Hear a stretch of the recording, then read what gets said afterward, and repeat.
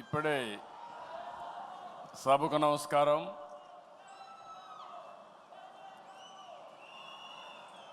గట్టిగా అందరం కూడా ఎన్టీఆర్ అంటే గట్టిగా మీరు అమర్హయని గట్టిగా చెప్పాలి, రీసౌండ్ రావాలి. మీ నియోజకవర్గాల్లో కూడా ఈ శబ్దం వినిపించాలి. ఎన్టీఆర్,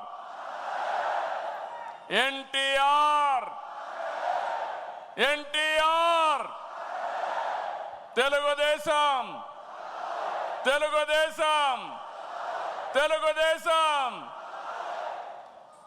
ఇప్పుడే మనం చూసాం, యుగ పురుషుడు మనల్ని ఆశీర్వదించడానికి స్వర్గం నుంచి దిగొచ్చి నిండు మనసుతో ఆశీర్వదించాడు.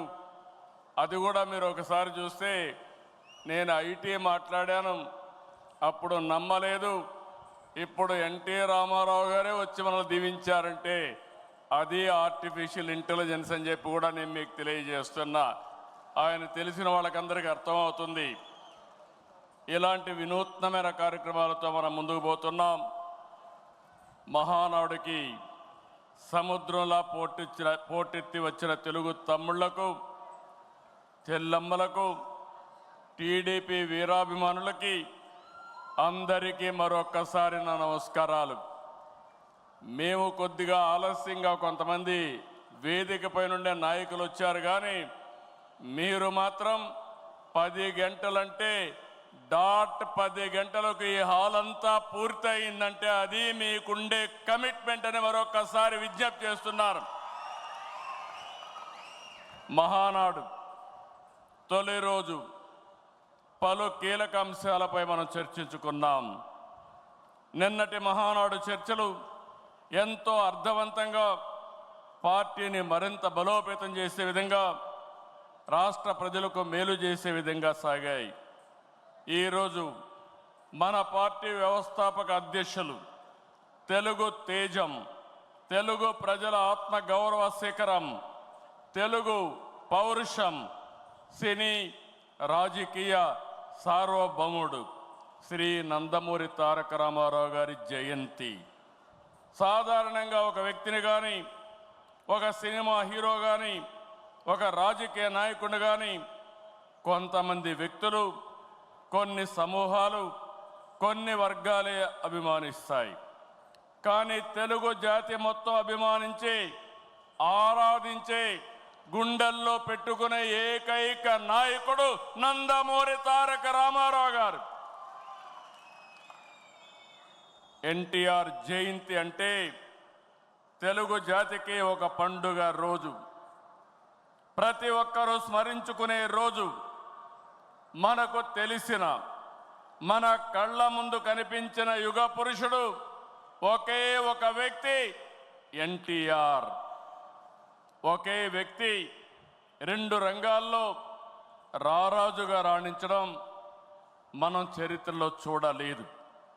ఎన్టీఆర్ జీవితంలో ఎన్నో మలుపులు, మరెన్నో మెరుపులు, ఇంకెవరి జీవితంలో చవి చూడని మజిలీలు.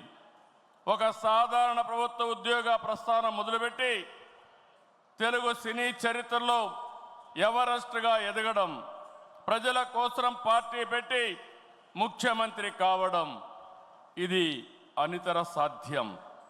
ఎన్టీఆర్ జీవితం పూల పాన్పు కాదు, నిరంతరం పోరాటాలతోనే ఎదిగారు. స్వీయ క్రమశిక్షణ, నీతి నిజాయితీ, పట్టుదల ఆయన ఆయుధాలు. పాలు అమ్ముతూ చదువుకున్న, ప్రభుత్వ ఉద్యోగం చేసిన, సినిమాల్లో నటించిన, రాజకీయాల్లో వచ్చిన, ఆత్మ గౌరవాన్ని, ఆత్మాభిమానాన్ని వీడని నాయకుడని చెప్పి కూడా నేను మీకు తెలియజేస్తున్నా. ఒక సామాన్య రైతు బిడ్డగా పుట్టి 33 ఏళ్ళు వెండితెర జీవితంలో 13 సంవత్సరాలు రాజకీయ జీవితంలో అద్వితీయ చరిత్ర సృష్టించారు. అందుకే ఎన్టీఆర్ పేరు తలుచుకుంటే చాలు నరాల్లో ఉత్తేజం వస్తుంది. కొండనైనా ఢీ కొట్టగలిగినవి ఆత్మవిశ్వాసం వస్తుంది, పట్టుదల వస్తుంది. ఆ పేరే 3 అక్షరాలు ఎన్టీఆర్ అని మరొక్కసారి తెలియజేస్తున్నా.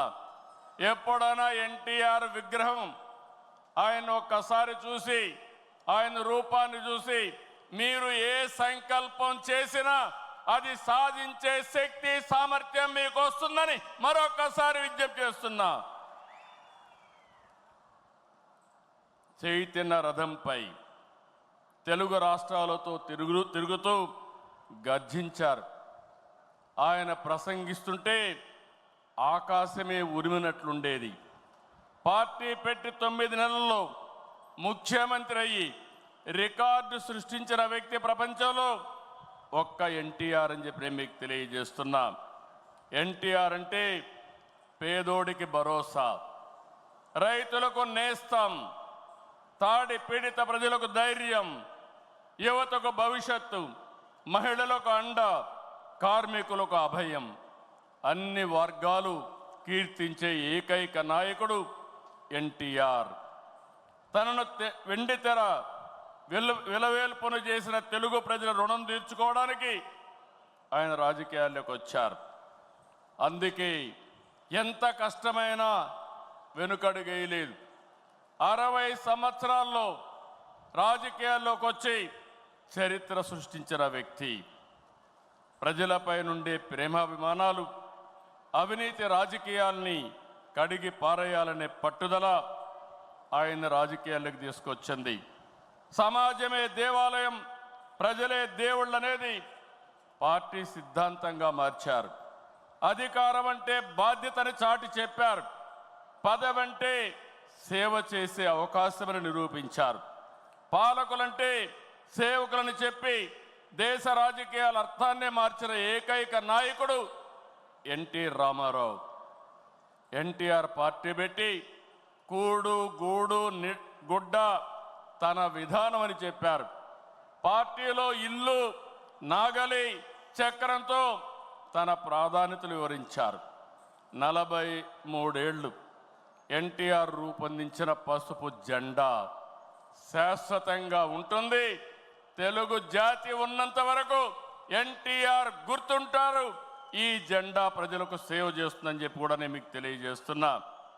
పసుపు జెండా అంటే దేశ రాజకీయాల్లో కొత్త ఒరవడికి నాంది పలికిన జెండా, తెలుగువారి అభివృద్ధి పదాన నడిపించిన జెండా, తెలుగువారి ఆత్మ గౌరవాన్ని చాటి చెప్పిన జెండా, తెలుగు ప్రజల్లో ఆత్మవిశ్వాసాన్ని నింపిన జెండా, ఆడబిడ్డలకు అండగా నిలిచిన జెండా, రైతన్నల కన్నీరు తుడిచిన వెన్నంటే ఉన్న జెండా, విజన్తో తెలుగు జాతికి విజయాన్నిచ్చిన జెండా, తెలుగు ప్రజల నమ్మకం, విశ్వాసం, భవిష్యత్తు, భరోసా తెలుగుదేశం జెండా.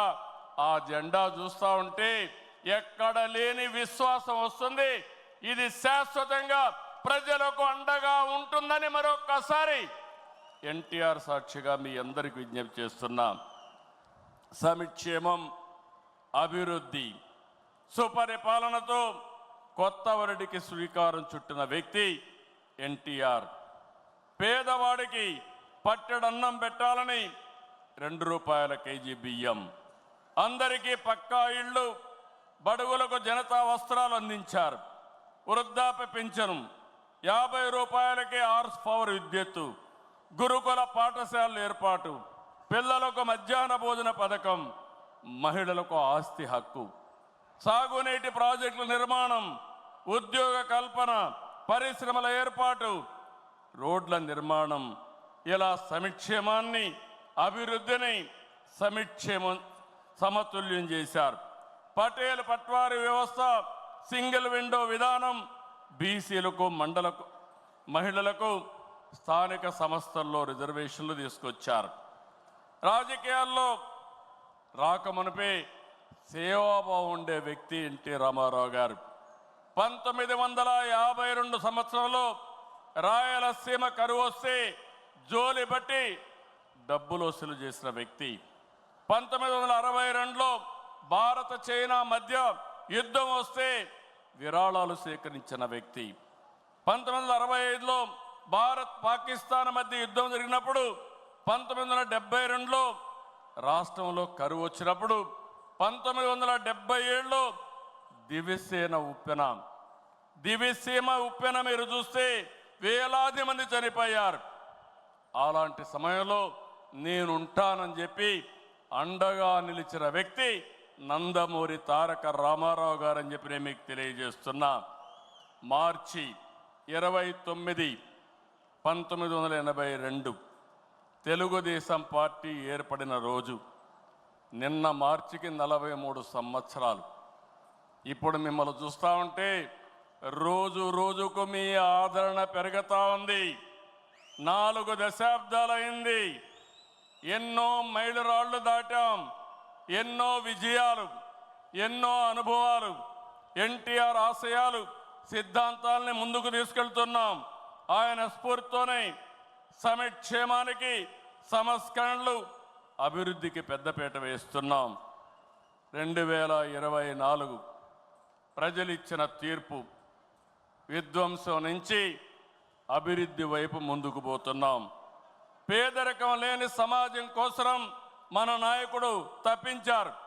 ఆయన ఆశయం కోసరం నేను ఒకటే ఆలోచించాను, శాశ్వతంగా జీరో పావర్టీ. అంతేకాదు, శాశ్వతంగా పేదరికం లేకుండా చేయడమే కాకుండా ఆర్థిక అసమానతలు తగ్గించి ప్రతి ఒక్కరి జీవితంలో జీవన ప్రమాణాలు పెంచాలనేది తెలుగుదేశం పార్టీ సంకల్పం అని చెప్పి కూడా నేను మీకు తెలియజేస్తున్నా. అందుకే నిన్నే మనం చూసాం, ఈరోజు కూడా మనం కంటిన్యూ చేస్తున్నాం. నా తెలుగు కుటుంబం 6 శాసనాలు, ఈ 2 కూడా ఒక గేమ్ చేంజర్గా తయారవుతాయి. నేను ఏమాత్రం అనుమానం లేదు, మీలో స్ఫూర్తి చూస్తున్నా. ఎన్టీ రామారావు గారి ఆశీస్సులు ఉన్నాయి. మనం అందరం కష్టపడదాం. 2047కి ప్రపంచంలోనే ఒక అగ్రజాతిగా తెలుగు జాతి తయారవుతుంది. ఇది ఒక సంకల్పం. ఆ సంకల్పాన్ని ఈ కడప మహానాడులో ఎన్టీఆర్ సాక్షిగా మనం అందరం కూడా సంకల్పించి ముందుకు పోవాలని మరొక్కసారి కోరుకుంటూ, అందరం కూడా ఎన్టీ రామారావు గారిని ఒక్కసారి తలుచుకొని ఆయన ఆశీస్సులు మనందరిపైన ఎప్పుడూ ఉండాలని మనం అందరం కోరుకుంటూ, ఈరోజు ఆయనకు ఘనమైన నివాళులు కాకుండా గర్వపడే విధంగా ఎన్టీఆర్ మా నాయకుడు, ఎన్టీఆర్ తెలుగు బిడ్డని గర్వంగా చాటి చెప్పుకుంటామని మరొక్కసారి మీ అందరికీ విజ్ఞప్తి చేస్తూ అందరికీ నమస్కారాలు. Thank you.